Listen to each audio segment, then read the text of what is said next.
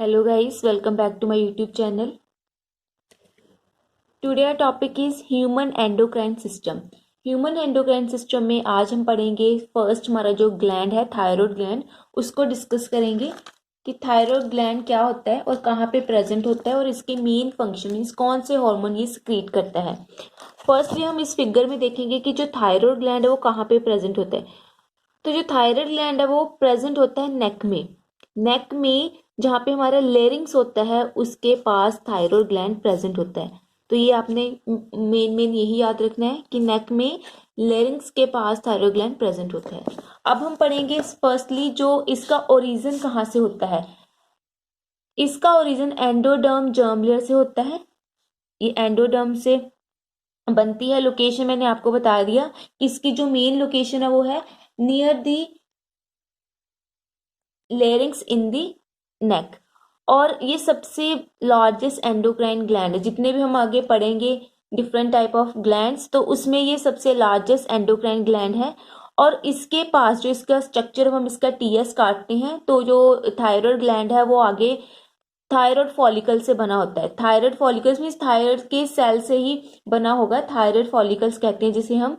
तो ये फॉलीसेल्स होते हैं जो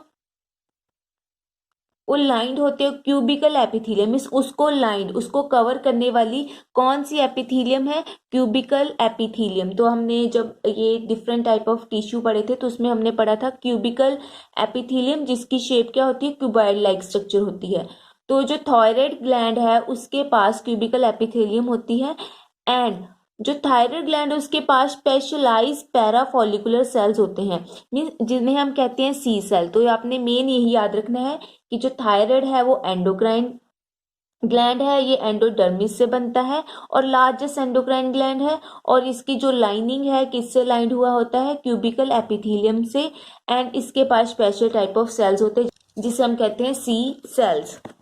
तो आप इस फिगर में जैसे देख सकते हो, ये हम जब हम टीएस ऑफ थायराइड ग्लैंड को देखते हैं तो उसमें डिफरेंट टाइप ऑफ ये फॉलिकल सेल्स प्रेजेंट है। जैसे जो राउंड लाइक स्ट्रक्चर है ये फॉलिकल सेल्स है जिसे हम कहते हैं थायराइड फॉलिकल्स।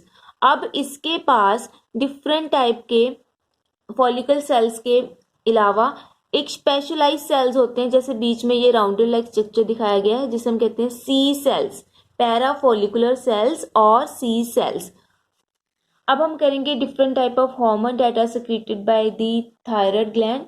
ये 3 टाइप के हार्मोन को सिक्रीट करता है। फर्स्ट है थायरॉक्सिन जिसे हम T4 भी कहते हैं, सेकेंड वन है T3 and third one is calcitonin.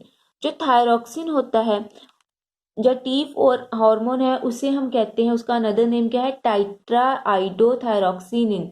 अब जो थायरॉक्सिन या T4 या T3 दोनों ही हार्मोन का मेन कॉन्स्टिट्यूशन एलिमेंट्स क्या है, आयोडीन। कि आयोडीन से मिलकर ये हार्मोन बनता है। और ये कौन सिक्रीट करता है, जो थायराइड के फॉलिकल सेल्स है। अभी मैंने आपको फिगर में बताया कि फॉलिकल सेल्स क्या होते हैं, जो राउंड लाइक स्ट्रक्चर है। तो वो कौन सा हार्मोन को सिक्रीट करते हैं, T4 को भी सिक्रीट कर रहे हैं एंड T3 को भी सिक्रीट कर रहे हैं। अब इन दोनों में T4 एंड T3 में T3 ज्यादा एक्टिव होता है। तो आपने ये याद रखना है T3 is more active than the T4।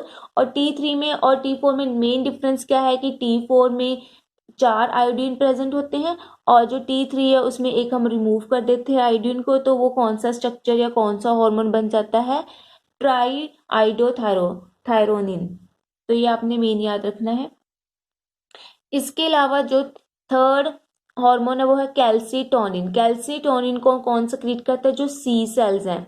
अभी हमने पढ़ा है डायग्राम में, सी सेल्स क्या होते हैं, पैराफोलिकुलर सेल्स होते हैं स्पेशलाइज्ड। उनका मेन फंक्शन क्या है, कैल्सीटोनिन को सिक्रीट करना। अब 2 टाइप के सेल्स थे जब हम टीएस काटते थे, एक थायराइड फॉलिकल था, दूसरा हमारे टी सेल्स। थायराइड फॉलिकल किसको सिक्रीट कर रहे थे, T4 एंड T3 को। एंड जो सी सेल्स हैं वो किसे सिक्रीट कर रहे थे, कैल्सीटोनिन को। तो आपने ये मेन याद रखना है। नेक्स्ट जो है, इन तीनों हॉर्मोन्स को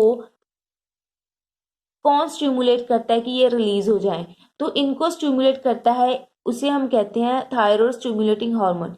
कि ये एक हार्मोन है जो इन तीनों के फंक्शन को कंट्रोल करना है कि इन तीनों ने कब सिक्रीट होना है, कब इनकी जो सिक्रीशन है वो इनहिबिट होनी है या रोकनी है। तो उसको कंट्रोल करने वाले हार्मोन को हम बोलते हैं थायराइड स्टिमुलेटिंग हार्मोन।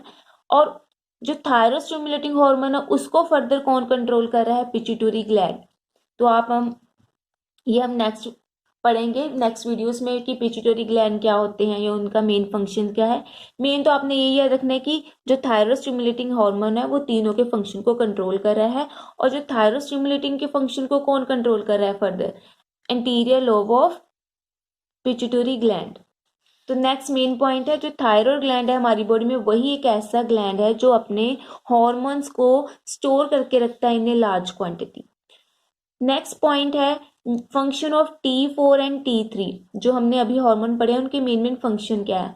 जो T4 एंड T3 के दोनों के कंबाइंड फंक्शन है, फर्स्ट है जैसे रेगुलर करना है मेटाबॉलिक रेट्स को, जितनी भी हमारी मेटाबॉलिक एक्टिविटीज हो रही है, कैटाबॉलिज्म हो रहा है, कोई भी एनाबॉलिज्म हो रहा है, जितनी भी हमारी बॉडी में केमिकल रिएक्शंस हो रही है तो उन सभी को ये रेगुलर करता है। नेक्स्ट अब प्रोटीन की सिंथेसिस में हेल्प करता है, अगर प्रोटीन की सिंथेसिस होगी तो बॉडी की ग्रोथ होगी। नेक्स्ट मेन पॉइंट ये याद रखना है कि जो थायरोक्सिन हार्मोन है T4 या T3 है वो हेल्प करता है Metamorphosis of tadpole into adult frog.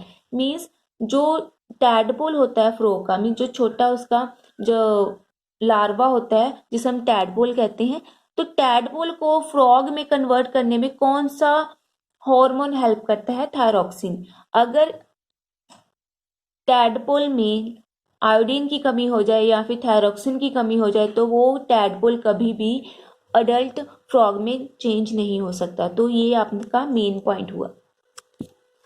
Next point है फंक्शन ऑफ कैल्सिटोनिन। अब कैल्सिटोनिन हार्मोन का मेन फंक्शन क्या हुआ कि इसने कैल्शियम के लेवल को बना के रखना है, किसमें, ब्लड एंड बोन्स में। तो इसका मेन फंक्शन क्या है कि इसने ब्लड में कैल्शियम के लेवल को हाई करना है, ब्लड में कैल्शियम को लेवल को हाई करना है। अब ब्लड में कैल्शियम कहाँ से आ रहा है, बोन से, कि इसने बोन से कैल्शियम को लेकर ब्लड में सक्रीट करना है। तो इसका मेन फंक्शन यही है कि transfer the calcium from the bones to blood. Next हम पढ़ेंगे थायराइड डिसऑर्डर। इसमें हम पढ़ेंगे जो थायराइड ग्लैंड अगर एब्सेंट हो जाए या उसमें कोई भी डैमेज है, इम्पेयर्ड हो जाए, या उसके जो आगे फर्दर हॉर्मोन्स है उनकी सिक्रीशन ज़्यादा हो जाए या कम हो जाए, तो उसकी वजह से हमारी बॉडी में क्या चेंजेस आ सकते हैं, कौन सी डिजीजेस लगने के चांसेस है। तो फर्स्ट है जैसे हाइपरथायरॉयडिज्म एंड सेकंड है हाइपोथायरॉयडिज्म। हाइपर में क्या होता है, जब हाइपर सिक्रीशन की थायराइड ग्लैंड ज़्यादा ही सिक्रीट कर दे अपने हॉर्मोन्स को, उसकी वजह से भी डिजीजेस हो सकती है। अगर कम करे हार्मोन की सिक्रीशन तब भी डिफरेंट टाइप की डिजीजेस हो सकती है। तो अब हम इसको वन बाय वन डिस्कस करेंगे। जैसे हाइपर से कौन सी डिजीज हो सकती है, ग्रेव डिजीज एक ही डिजीज होती है। तो उसके आगे फर्दर ये नेम है, अनदर नेम। ग्रेव डिजीज को हम क्या कहते हैं, बेस्टोक डिजीज भी कह सकते हैं, पेरी डिजीज, एक्सो पथालमिक गॉइटर जिसे हम कहते हैं protrusion of eye ball, means eye ball जो होते हैं हमारी वो सूज जाती है, उसमें स्वेलिंग आ जाती है। हाइपो की वजह से डिफरेंट टाइप के भी डिजीजेस हो सकते हैं, लाइक जैसे क्रिटिनिज्म, माई एक्सो एडिमा, गल डिजीज कहते हैं जिसे हम गॉइटर, हाशी मोटो डिजीज। तो हम इसको डिस्कस करते हैं वन बाय वन। जैसे फर्स्ट है ग्रेव डिजीज। ग्रेव डिजीज अभी मैंने आपको बताया कि ये होती है हाइपर सिक्रीशन की वजह से, कि अगर थायराइड हार्मोन्स ज्यादा सिक्रीट हो जाए तो इसका मेन सिम्टम्स क्या दिखते हैं हमारी बॉडी में।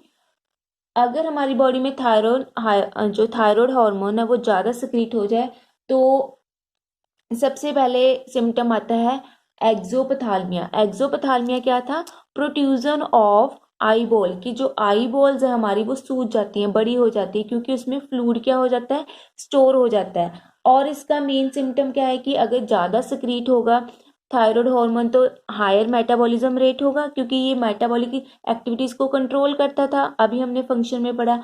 तो अगर हमारी बॉडी में सारी मेटाबॉलिक एक्टिविटीज़ ज़्यादा हो जाए, ज़्यादा स्पीड में होने लगे, तो हमारी बॉडी का जो वेट है वो लूज हो जाएगा, कि हमारी बॉडी में एपिटाइट कम हो जाएगा।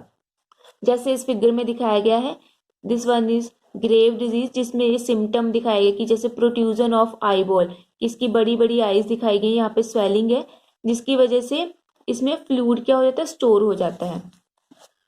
नेक्स्ट डिजीज है क्रिटिनिज्म। क्रिटिनिज्म में क्या होता है, डेफिशिएंसी, हाइपो सक्रीशन होती है, कम सक्रीशन होती है थायराइड हार्मोन की इन इन्फेंट। अगर बच्चों में थायराइड की कमी हो जाए तब उस डिजीज को हम कहते हैं क्रिटिनिज्म। अब डिजीज के मेन सिम्टम क्या है, अगर हार्मोन ही कम सक्रीट होगा तो मेटाबॉलिक रेट क्या होगा, कम होगा। अब मेटाबॉलिक रेट कम हो जाए तो बॉडी में क्या होगा, फैट क्या होने लगेगी, स्टोर होने लगेगी।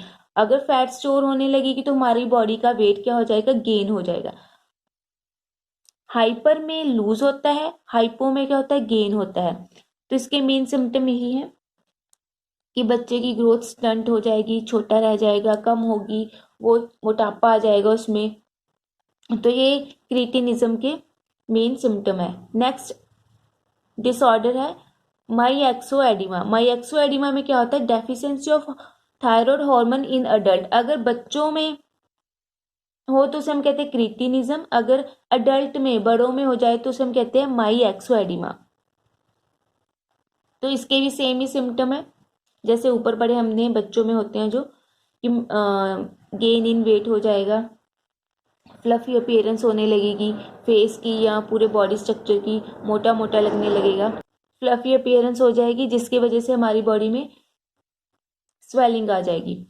नेक्स्ट मेन डिसऑर्डर है goitre. Goitre deficiency of iodine की वजह से होता है इन डाइट। इसमें क्या होता है, जो हमारा थायराइड ग्लैंड है वो इनलार्ज हो जाता है और नेक के पास बाहर दिखने लगता है। इसी वजह से हमें अपनी जो डाइट है उसमें कॉमन सॉल्ट की जो अमाउंट है वो सही मात्रा में लेनी चाहिए। नेक्स्ट है हाशीमोटो डिजीज। हाशीमोटो डिजीज क्या होता है, ऑटो इम्यून डिजीज है। ऑटो इम्यून डिजीज क्या होता है कि हमारी बॉडी खुद ही डिजीज को कॉज करे। जैसे थायराइड ग्लैंड डिस्ट्रॉय हो जाता है ऑटो इम्यूनिटी की वजह से। वैसे तो हमारा इम्यून सिस्टम क्या काम करता है, हमें जितने भी फॉरेन मटेरियल से हैं उन्हें आने से बचाता है, उनसे डिजीज होने से बचाता है। तो अगर हमारा खुद का ऑटो सिस्टम है, जो ऑटो इम्यून सिस्टम है, वो थायराइड ग्लैंड को डिस्ट्रॉय कर दे, उसी को क्या मानने लग जाए फॉरेन मटेरियल, तो वो क्या प्रोड्यूस करेगा, ऑटो एंटीबॉडीज प्रोड्यूस करेगा।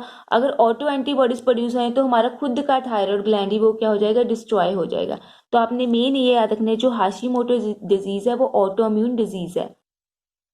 तो ये थे different type of diseases thyroid की, अगर कमी हो जाए, अगर ज़्यादा हो जाए और या फिर कमी हो जाए। That's enough about thyroid gland.